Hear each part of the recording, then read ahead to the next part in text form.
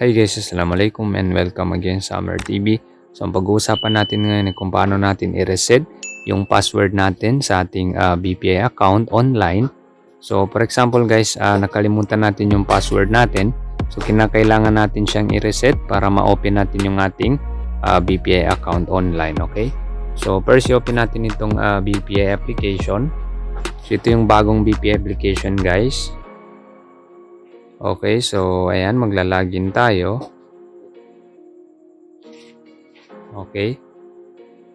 So, ayan. So, for example, nakalimutan natin yung password natin, guys. So, hanggang 3 beses lang yan. So, ilalock nila yung account natin. Okay, so nakalimutan natin. Okay, so ayan, access disabled.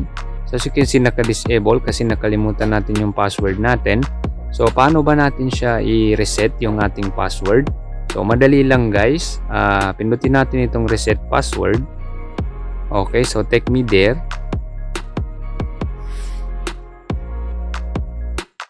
Okay. So continue lang. Okay, so ngayon nandito na tayo sa forgot your password. So ngayon ilalagay natin dito yung username natin. Okay.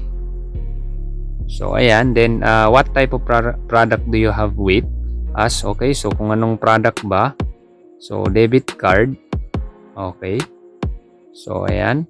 So ngayon ilalagay natin dito yung ating debit card number. So makikita yan dun sa debit card natin guys. Yung sa pinakaharap guys. So nandun yung number.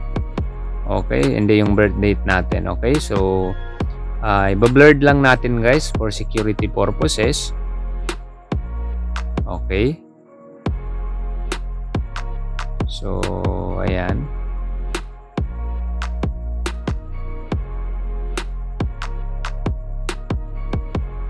So, be sure na tama guys.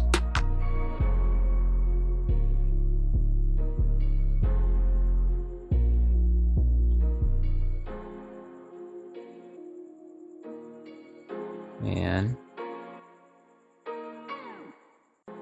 Then yung birthday natin.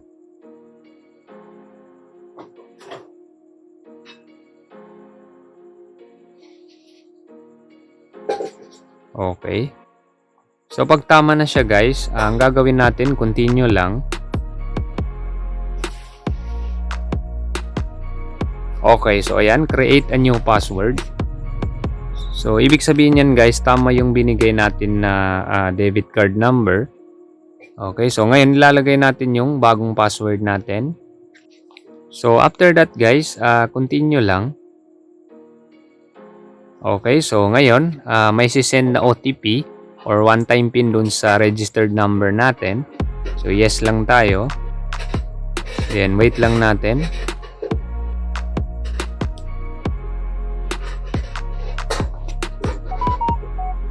Okay, so ayan na. So ilalagay natin yung OTP natin dito. Okay.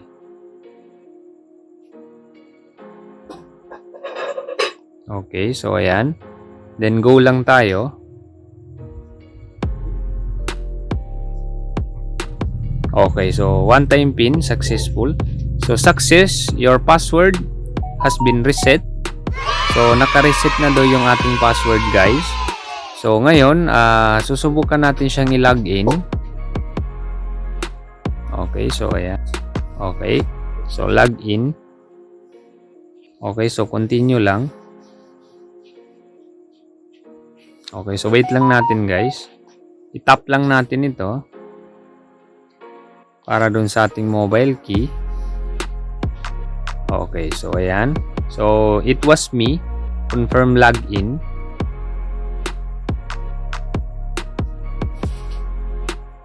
Okay, so ayan. So kung hindi natin siya ma-confirm guys sa ating mobile key, so gamitin lang natin yung number natin para dun sa one-time PIN. Okay, so ayan, login approved. So okay na, done. So magla-login tayo ulit gamit ang ating biometrics. Okay, so ayan, login natin ulit. Ayan. Then, yung password natin. Okay, so ayan. Then, login. Okay, so ayan. Nabuksan na natin guys yung ating BPI account. Okay, so ayan na. So again, ganun lang kadali guys. Sana makatulong ito sa inyo. Thanks for watching and don't forget to subscribe to Amer TV for the latest videos na aking i-upload. Sukran and wassalam.